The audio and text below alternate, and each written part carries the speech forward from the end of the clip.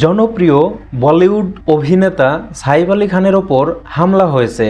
গতকাল বুধবার রাত 2:30টার দিকে ভারতের মুম্বাই শহরে নিজ বাড়িতে হামলার শিকার হন তিনি। গভীর রাতে এক ব্যক্তি ঘরে ঢুকে তাকে ছুরিকাঘাত করে। হামলার ঘটনায় বান্দ্রা থানায় মামলা করা হয়েছে। পুলিশ তদন্ত শুরু করেছে। জানা গেছে সাইফ আলী খানকে 4 বার ছুরিকাঘাত করা হয়। হামলার সময় বাড়ির 3 জন কর্মী উপস্থিত ছিলেন। তাদের মধ্যে একজন আহত হয়েছেন। পুলিশ তাদের জিজ্ঞাসাবাদ করছে। এখন প্রশ্ন উঠছে, ঠিক কী কারণে এই হামলার ঘটনা ঘটল? হত্যার উদ্দেশ্যেই কি এই হামলা, নাকি অন্য কিছু? এ বিষয়ে সাইফ আলী খানের ঘনিষ্ঠ সূত্র এক বিবৃতিতে বলেছে, চুরির উদ্দেশ্যে সাইফ আলী খানের বাড়িতে ঢুকে হামলা করা হয়। হাসপাতালে সাইফ আলী খানের অস্ত্রোপচার করা হয়েছে। তিনি শঙ্কামুক্ত বলে জানিয়েছেন হাসপাতাল কর্তৃপক্ষ।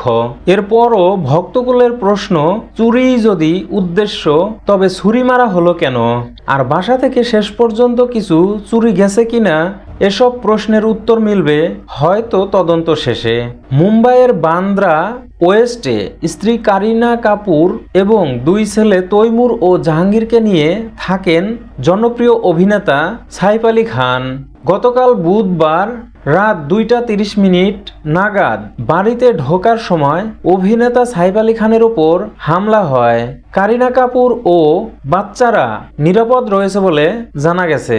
সম্প্রতি সুইজারল্যান্ড থেকে ফিরেছেন তারা। পুলিশ বলছে, অজ্ঞাত পরিচয় এক ব্যক্তি ঘরে ঢুকে অভিনেতার পরিচারকের সঙ্গে তর্ক শুরু করেন। গোলমাল থামাতে গেলে আচমকা সাইফ আলী খানের ওপর চড়াও হন ওই ব্যক্তি।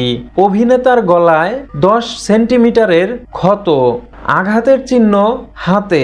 হাসপাতালে আনার সময় পিঠে ধারালো কিছু গেঁথেছিল। অভিনেতা সাইফ আলী খান সম্প্রতি দেবারা পার্ট 1 ছবিতে অভিনয় করেছেন। এতে তার সহশিল্পী ছিলেন জুনিয়র এনটিআর, জাহ্নবী কাপুর, প্রকাশ রাজ ও অন্যরা। এটি তেলেগু, তামিল, মালায়ালম, কন্নড় ও হিন্দি ভাষায় মুক্তি পেয়েছে।